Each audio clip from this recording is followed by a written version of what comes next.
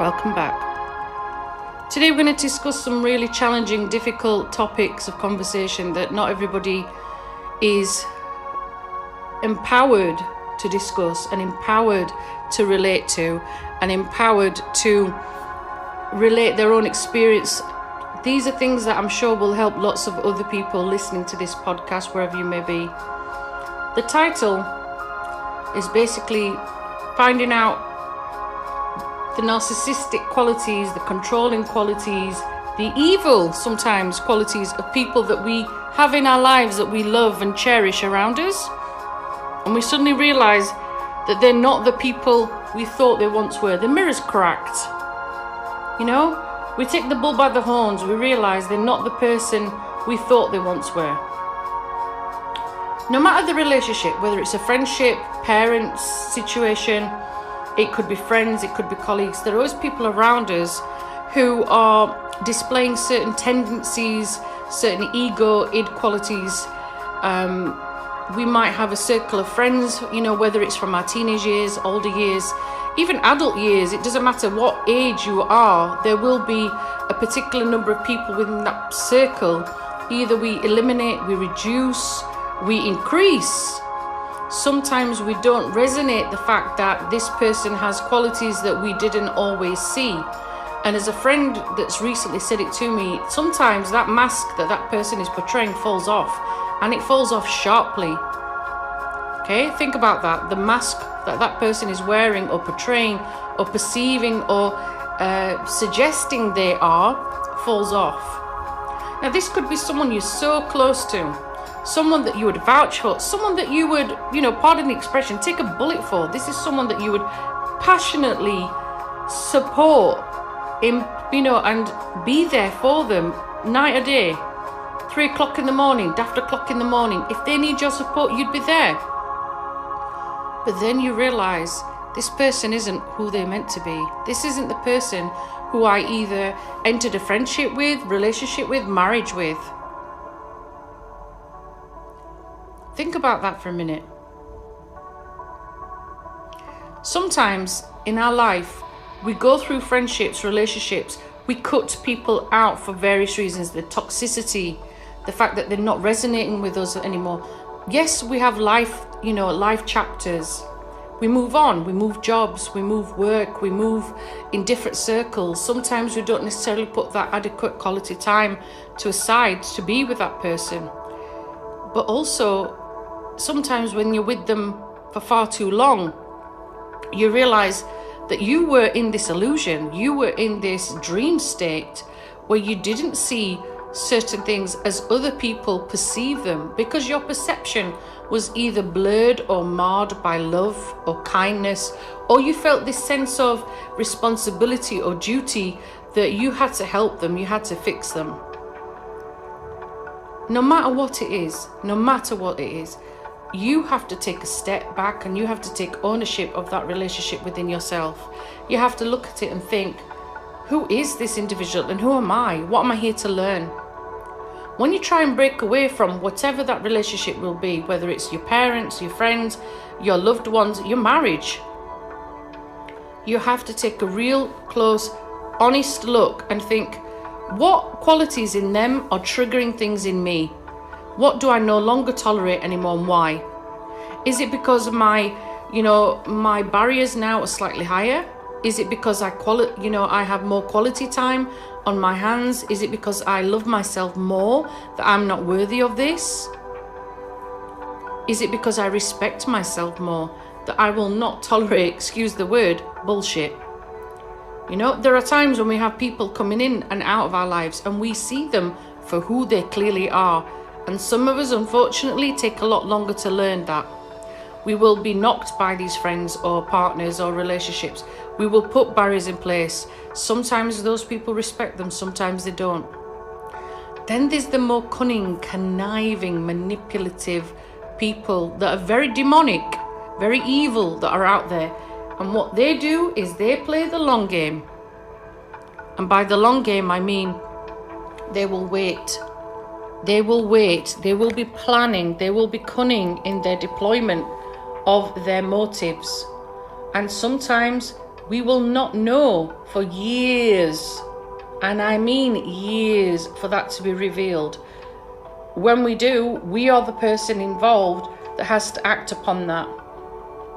There are times when, if they've broken certain hardcore rules that you've instilled into that relationship, you might be at a crossroad in your life, thinking, what do I do? Where do I take this from? Do I give them another chance? Do I try to mend bridges? Do I try to repair the damage? Even though you're not at fault, the other individual is. You might try to get over the betrayal and the hurt. Then there are times when you just think, nah, that's not for me. There's the door, see you later, I'm gone, bye. All of us will be in very, very different stages. Sometimes these people that I'm talking about will see our vulnerable state. And now the rest of the world won't necessarily see it that clearly. For most of us, we hide it very, very well, very well. And we are strong on the outside, we're strong on the inside. But this particular person, they will wait like a cunning snake for a long while, intercepting anything that you could possibly think that has made them look bad and made them look negative. Everyone around you possibly can see traits. They call it red flags. They might be able to say, look out, there's a warning here, there's a warning here. And yes, sometimes there are, some are clear, but sometimes they're warped as well. When you're meant to see them, the mirror will shatter. Once it does, you're looking at somebody in a completely different light and completely different aspect. And instead of saying in a negative aspect of trauma, which is what we're doing, we're conditioned to think, why? Why did I allow this to happen to me?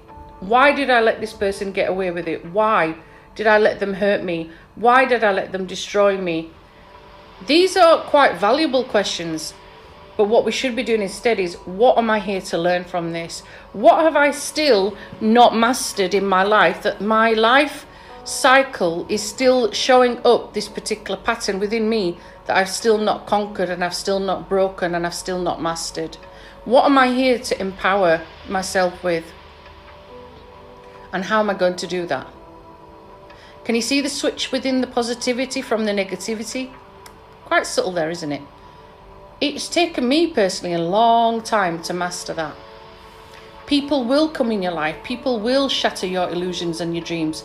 And it will be people that are the most closest to you that will do that. One day everything's fine. The next they have pulled the rug from under you. And you really don't see it coming. And that's what I'm saying. These people that are out there, they are planning, plotting, conniving, manipulative. And a lot of the time that they're attracted to you, or they're within your particular circle or your particular energy, is because they feed off you like a light. There is something very negative about them. They're not happy within themselves. They're not happy within their community and their own inner circle and family. It might be that it's not necessarily materialistic things and wealth, but there is something very deep, dark, very disturbing about them that they haven't mastered, that they can't cope with, that they can't change or refuse to change. And within you, you have that light, you have that pureness, you have that joy. Because no matter what life has thrown at you, you bounce back. You bounce back, you move forward. No matter what your beliefs are, it doesn't matter what your religious aspect is within life, but you might have that spiritual essence, that spiritual being within your soul that knows that what is going on is there to help strive you forward. You're here for a purpose, your life purpose, your soul purpose. You're here to do something other than self, id, ego. You're here to help mankind. You're here to help the planet. You're here to help your community and the people around you. And these people that are swarming around trying to manipulate, to bring you to some form of justice, manipulation, it's all about them and their need to feed off you and feed off your energy and your vibes, because there is something drastically wrong with theirs. And unfortunately, what they do is they suck and suck and suck the life out of you like a leech. And each time you keep bouncing back, you don't realize it. This toxic energy resonates, it's there, but you don't necessarily see it because you're a happy-go-lucky person. So what do we do? How do we break free? How do we move forward? It's not easy. It is not easy. The people that are very, very toxic around us will show little wobbles at first. They'll show little signs and they will contradict themselves. My advice is listen out to the lies. Listen out to the things that don't resonate with you. You will feel it in your stomach, something's not right. You'll feel it in your third eye and your mind, something is not right. You'll also see it as maybe within a piece of paper that they give you, where in black and white, something is not true, not correct. But this person will masquerade it so much to the point where they will believe their own concept of truth. And often that truth is not truth, it is lies that are manipulated to perhaps make you feel a particular way, make you do something in a particular way. So the other person is able to get what they want out of this. When you're in a marriage or a relationship, long-term relationship, it's not easy to cut those ties. It is not easy to go forward because this other individual has manipulated it to the point where we are distraught. We are beyond belief in despair that our marriage is broken, our relationship is broken, this person that we were going to be with or we'd planned to be with for the rest of our life. It could be that you have attachments with children with them, which makes it even harder. And they know that. They have that emotional bond and they have that emotional link that can tie you back, that can hold you back from leaving. Think about that. That control, that essence of I will manipulate and I will destroy you. That venomous sort of talk that the other toxic person does. You have to remind yourself the following. You are powerful. They are powerless. They have no control of you. Think about that again. You are powerful. They are powerless. They have no control of you. Those words are very, very powerful affirmations that you can say to yourself and to your children, the people around you.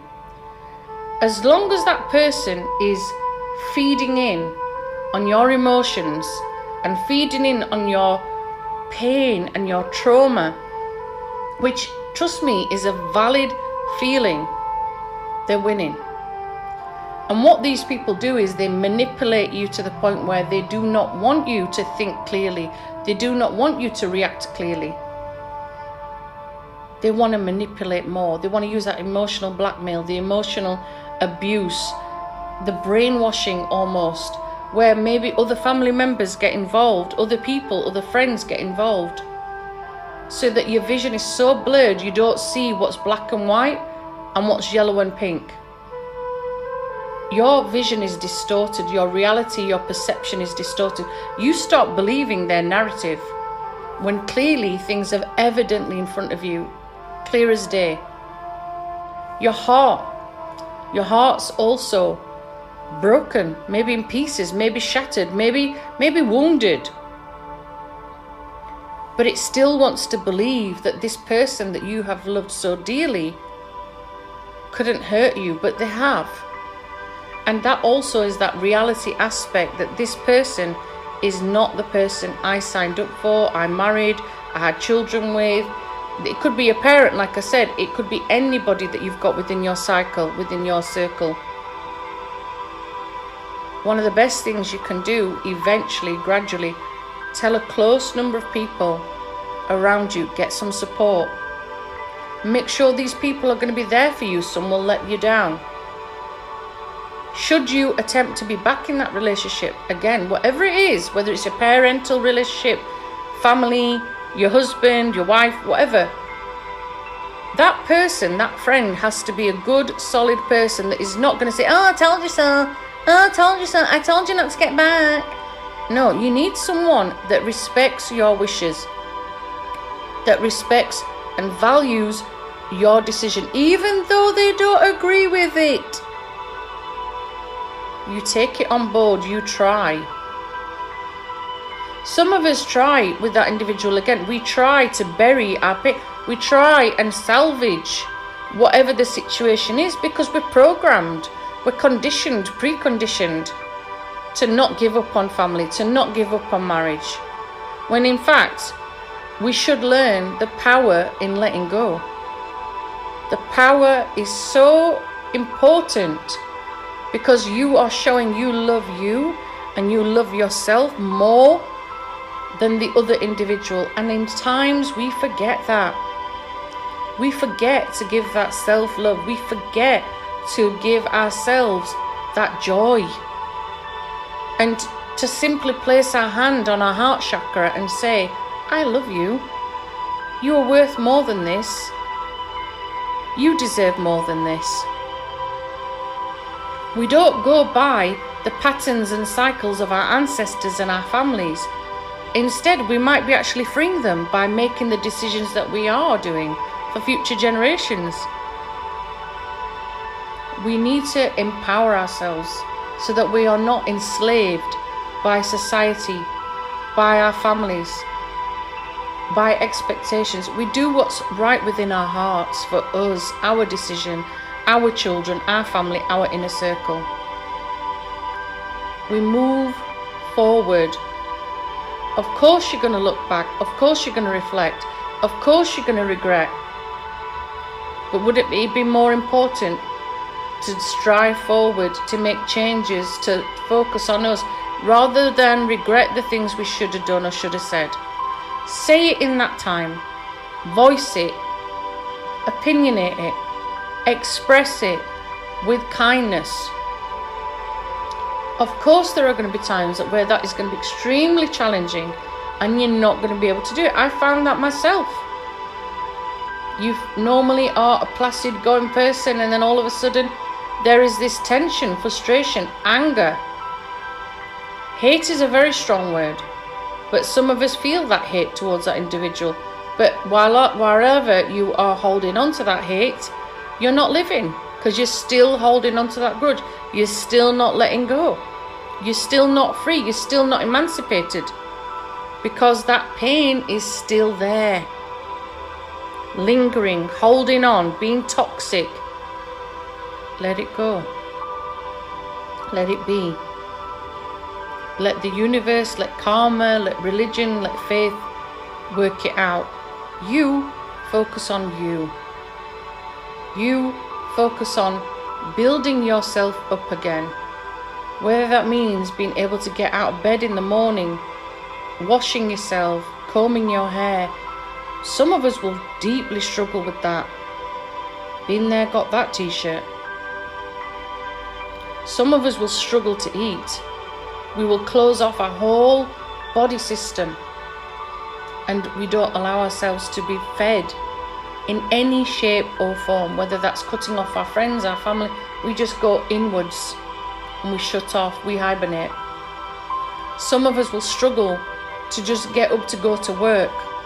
If we are able to even get in the car or walk to work or be in the office environment, wherever it is, that is such a massive achievement. Other individuals don't understand that. We struggle maybe to stick to deadlines, to even communicate with the people around us. We are very, very sensitive to the individuals around us and we will react. We go in fight or flight mode. An individual we work with will say the most innocent comment and we fly off the handle because our feelings are raw. Our emotions are raw. Our pain is still raw. But I assure you, it does get better. It does get better. It does heal. It does mend. It does go with time. You don't forget the people who hurt you. You don't forget, but you have to learn to forgive. And forgiveness is also one of those things that's very hard to each of us personally. Again, the more we hold on to the fact that, oh, this person's done this to me and that, you're still retelling the narrative. You're still holding on to the pain, the cycle, the abuse, the trauma. You're not allowing yourself to be free. You're still shackled to an incident from the past. The other individual, the toxic individual who's done that to you, they won't care. They haven't moved forward. They haven't striven forward. But you are still in that circle, that pattern of trauma. You have to let it go. You have to be. And you have to live in the here and now. And you have to say to yourself, I'm worthy of much more than this. I love myself much more than this. Sometimes, even just sitting in peace, switching your phone off, switching technology off, going for a walk, clearing your head.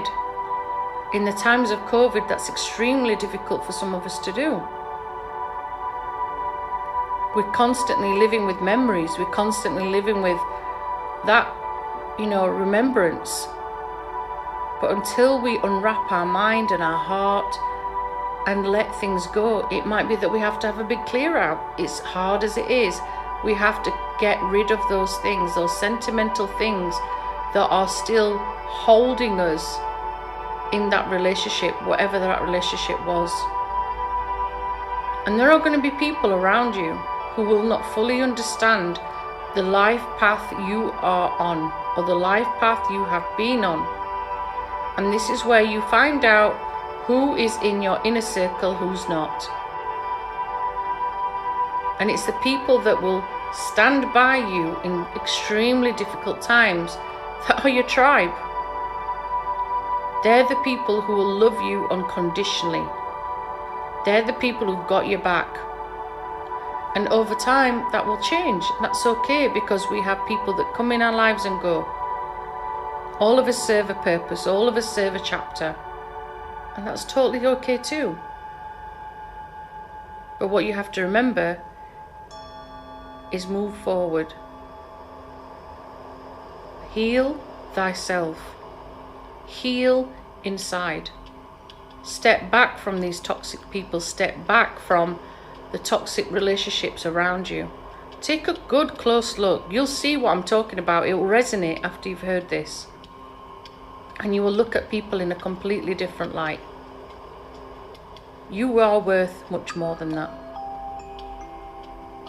You are worth much more as a whole being, to see that you are striving forward, rebuilding your life, restarting your life without that person, whoever it was, whoever the attachment was.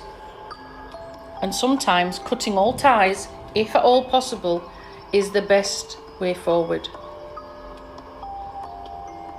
I hope and I pray that any of us that are on this path of discovering toxic people around us really stand firm and stand strong in our decisions. That no matter the battle that's ahead of us, no matter the path that seems painful and difficult and full of overwhelming, burdensome, basically lots and lots of issues arising, deal with them, address them, tackle them the best way that you can. Strive to go forward, strive to love self, strive to help yourself. Because if you're not whole, and if you're not looking after number one, you're no good to anybody else. Peace, love, and harmony and blessings are on your way. And I wish whoever's on this journey, a journey of fulfillment, a journey of discovery, and a journey of joy. God bless. Take care. Thank you for listening.